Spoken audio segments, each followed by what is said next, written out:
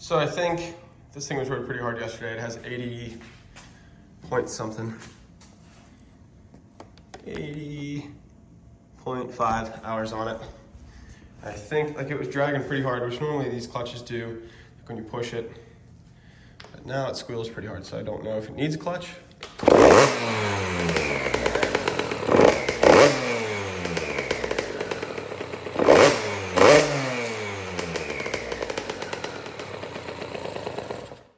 Okay, so the last time I started it, it squealed real hard and was stalling.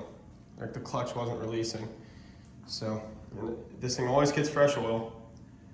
So I have a new clutch.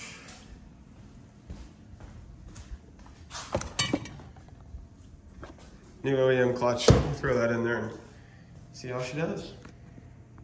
Rather than doing music over the time-lapse portion like I normally do, I figured I'd just do a little more explaining this time. Obviously draining the oil out here. So I have to slide the bike back on the stand so there's no hole in that stand so I can drain the oil without it dripping down the stand.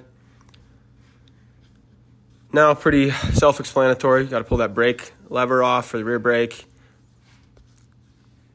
And then that clutch cover. Then allows you to get it into the clutch. One thing I should have done was back the clutch adjustment out before I took this apart. Would have made things a little easier. So back those 3 adjusting screws out. Take that center nut off. And then that clutch assembly basically can fall out. Now at this portion, the impact's in the way, but you can kind of see I'm trying to get those Allen head screws out. The stud on the inside, or the post, is bolted from both sides. That's what these front screws go into from the pressure plate, but also from the rear.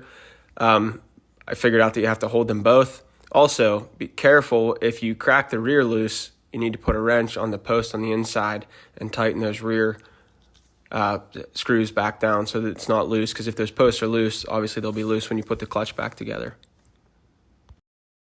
So the clutch is out, clutch is apart. These Allen head screws, I mean, we are at 80 hours, so some of them I had to fight and pound the Torx into.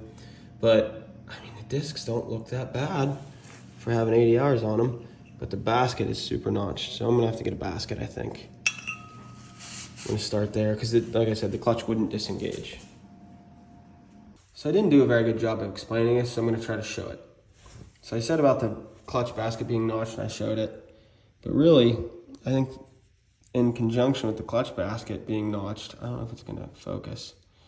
You can see there that that one side, probably the driven side of these friction discs has a big notch in it. I think that notch matching up with the notching in this basket is what causes that clutch to stick and not want to release. And it's causing it to wear these friction reaction discs. However, that being said, these friction discs still have life in them. I mean, this thing has 81 hours on it. All right, so parts came in. A new clutch basket, I already opened it and I put the springs and the bolts in there. So it looks like they did an update, which is nice. The bolts that were in the front side of this clutch assembly were Allen. Looks like they replaced them with Torx, so that's great. Some of them were like getting sloppy. The springs weren't necessarily bad. I just figured for $1 each or whatever they were, I'd replace them while I'm in here. So new frictions and steels, new springs, new bolts, retorque everything, put it back together, some fresh oil. And I'm actually see how this thing goes, because I mean, he learned the power curve of the KTM on this bike. So I don't know, since basically he got good enough to actually use the power, I don't know that he's ever actually got to feel the power that it's capable of, because that clutch was in bad shape. So this should solve that. But yeah, new basket, no notches, and new discs without notches. So that should be great. So you'll see here, begin the process of installing this new clutch, or the discs rather. I obviously soaked those discs and reactions in ATF overnight. I wish I would have shown it a little better. On the disc, there's a wide notch and a skinny notch. Make sure that those posts in the basket line up, or with the hub rather, line up with the wide notch in that clutch disc. Here I moved the clutch assembly up to my toolbox just to torque these screws down. First I ran them tight with just a little 1/4 inch impact. Apparently I didn't hit record, but put the clutch all back in, torqued everything, 10 Newton meters on those pressure plate screws, they call them, with their Torx head bolt.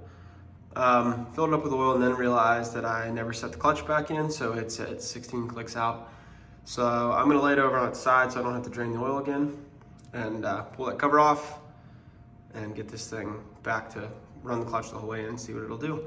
And see if I can convince my kid, even though it's 27 degrees out, to go take it for a test rip in the yard. You see what happened? This was supposed to be a test ride. Somebody decided they should full throttle the jump that's made for a little stay stick.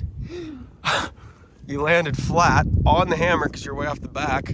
This is the skid mark where your bike hit. That's the skid mark where your back of your, oh, that's from my foot coming to get you. There's a foot peg and an axle. And the back, hold still. Your neck brace dug into the mud. It was like a shovel. Somehow you didn't get it on your butt.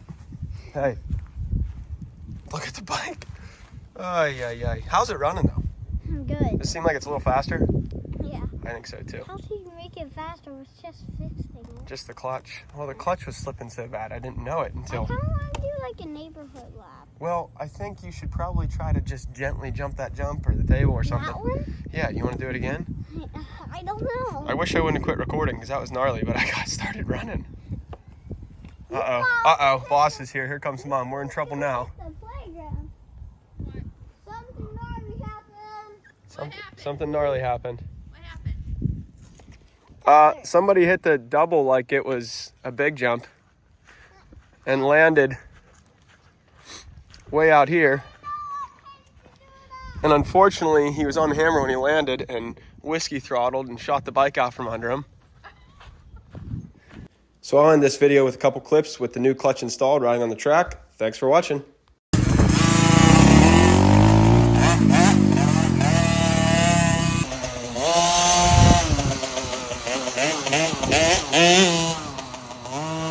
Keep him at that speed right there.